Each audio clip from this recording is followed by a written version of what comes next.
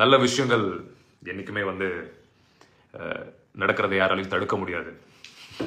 So அதனால believe in good, believe in the universe, believe in being good. அந்த நேரத்தில் வந்து உங்களுக்கு நம்பிக்கை இழக்கிற மாதிரி சில விஷயங்கள் வாழ்க்கையில் நடக்கலாம். நீங்கள் கஷ்டப்படும் போதோ ஏதோ ஒரு மனசு கஷ்டமான சூழல்.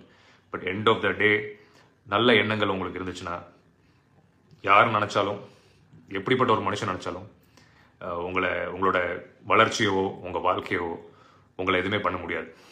ஏன்னா இயற்கையோ உங்கள் பக்கம் இருக்கும் நல்ல எண்ணங்கள் இருந்துச்சுன்னா.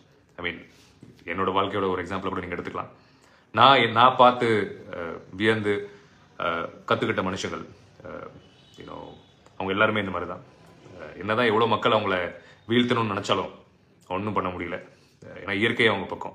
நீங்கள் கடவுள் நம்பிக்கை இருந்துச்சுன்னா கடவுளே அவங்க பக்கம் நீங்கள் எடுத்துக்கோங்க. ஸோ